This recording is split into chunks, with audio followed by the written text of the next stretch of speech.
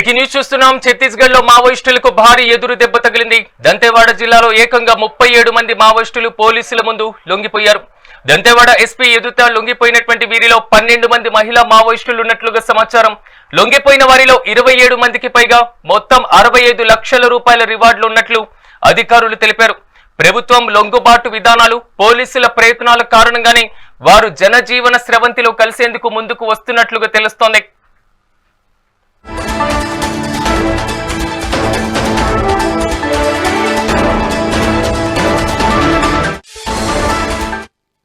ఛత్తీస్గఢ్ లో మావోయిస్టులకు భారీగా ఎదురు దెబ్బ తగిలిందని చెప్పుకోవాలి. దంతేవాడ జిల్లాలో ఏకంగా 37 మంది మావోయిస్టులు పోలీసుల ముందు లొంగిపోయారు.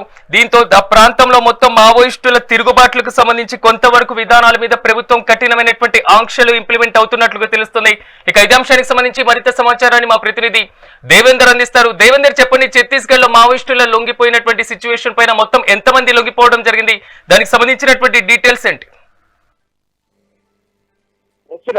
మావోయిస్టుల ప్రాబల్యం రోజు రోజుకి తగ్గుతూ వస్తుందని చెప్పాలి. ఎందుకంటే ఛత్తీస్గఢ్ రాష్ట్రంలో మావోయిస్ట్ ఉద్యమానికి భారీ ఎదురు దెబ్బలు తగులుతూనే వస్తున్నాయి.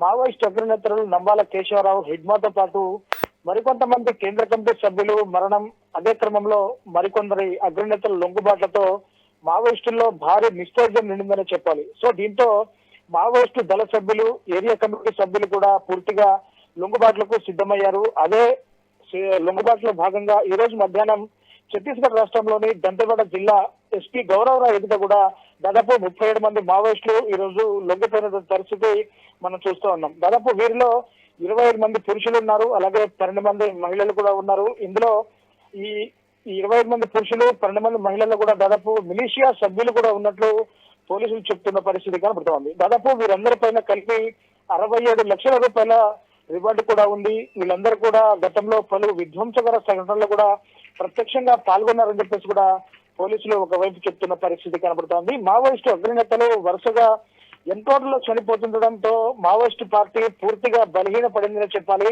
అంటే ఖచ్చితంగా 2025 అంటే ఈ సంవత్సరంలోనే ఆపరేషన్ ఖగార్ పేరుతో కేంద్ర బలగాలు పూర్తిగా ఛత్తీస్గఢ్ రాష్ట్రంలోని మావోయిస్టు ప్రాంతమైన అబుజ్మడ్ అడవుల్లో నంబాల కేశవరావును ఎన్కౌంటర్ చేశారు. అంటే దాదాపు ఈ మావోయిస్టులకు సంబంధించి ఛత్తీస్గఢ్ రాష్ట్రంలోని అబుజ్మడ్ కావచ్చు, ఇటు యూరోపీ సరిహద్దులో ఉన్న కర్రిగుట్టలు కావచ్చు, ఇది దాదాపు మావోయిస్టులకి షెల్టర్ జోన్ గా ఉంటుంది. అంటే మావోయిస్టులు షెల్టర్ జోన్ లోకి కేంద్ర బలగాలు చొచ్చుకొని వెళ్లి అక్కడ మావోయిస్టుల లీడర్ నంబాల కేశవరావును కూడా భద్రతా బలగాలు మట్టుబెట్టాయి. సో పూర్తిగా మావోయిస్ట్ అగ్రనేతలందరూ కూడా దాదాపు ఎన్కౌంటర్ లో చనిపోయిన పరిస్థితి కనబడుతోంది. ప్రభుత్వం చెప్తున్న గణాంకాల ప్రకారం ఇప్పటి వరకు కూడా దాదాపు 528 మంది మావోయిస్టులని భద్రతా బలగాలు అరెస్టు చేయగా ఇందులో 560 మంది కూడా ఇప్పటి వరకు లొంగిపోయిన పరిస్థితిని మనం చూస్తూ ఉన్నాం. దాదాపు 300 మంది మావోయిస్టులను ఎన్కౌంటర్ లో భద్రతా బలగాలు మట్టుపెట్టాయని చెప్పుకోవాల్సిన పరిస్థితి కనబడుతోంది. సో దీనికి సంబంధించి 3 రోజుల క్రితం కూడా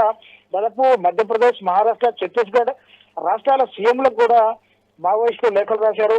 2026 జనవరి 1 నుంచి కూడా మేము సాయుధ విరమణ ప్రకటిస్తాము అని చెప్పేసి కూడా ఆ లేఖలో క్లియర్ గా అంశాలు వాళ్ళు చెప్పిన పరిస్థితి కనబడుతుంది. మాకు ఏ ప్రభుత్వం అయితే మాకు అండగా ఉంటుందో ఆ ప్రభుత్వం మీద మేము లొంగిపోతామని చెప్పేసి వాళ్ళు ప్రకటన చేస్తున్న పరిస్థితి కనబడుతుంది. ఇక్కడ ముఖ్యంగా మావోయిస్టుల అంశం గురించి చర్చించేటప్పుడు మనకు ఒక మేజర్ టాపిక్ అయితే వస్తుంది. దాదాపు మావోయిస్టు అగ్రనేతలు, కేంద్ర కమిటీ సభ్యుడు, మోస్ట్ వాంటెడ్ మావోయిస్టు హిడ్మా, అతని భార్యతో పాటు కొంతమంది మావోయిస్టులని ఈ నెలలోనే మారేడుమిల్లి టైగర్ జోన్ ప్రాంతంలో పోలీసులు ఎన్కౌంటర్ చేశారు. గతంలో నంబాల కేశవరావు కావచ్చు, జగన్ కావచ్చు, మరికొంతమంది మావోయిస్ట్ అగ్రనేతలు కావచ్చు, ఇలా వరుస ఎన్కౌంటర్లు జరుగుతున్నాయి.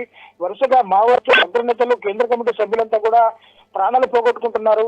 అంటే దీంతో కూడా ఒక మావోయిస్టులో ఒక భయం ఏర్పడింది. అంటే మేము కూడా లొంగిపోతే కనుక మేము జనజీవన స్రవంతిలో కలిసేందుకు ప్రభుత్వాలు ఆకర్ష్ పేరుతో కూడా ఇటు మావోయిస్టులని జనజీవన స్రవంతిలో కలుపుకునేందుకు ఇటు ప్లాన్ చేస్తున్నాయి. మరోవైపు కేంద్రం మాత్రం ఆపరేషన్ ఖగార్ పేరుతో ఉన్న అగ్ర మావోయిస్టు నేతలందరూ కూడా ఎన్కౌంటర్ లో మట్టుబెడుతున్న పరిస్థితి కనబడుతోంది.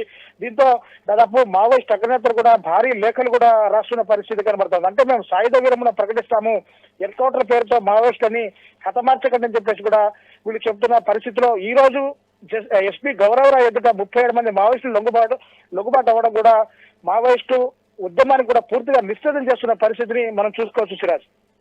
Right Devender, thank you.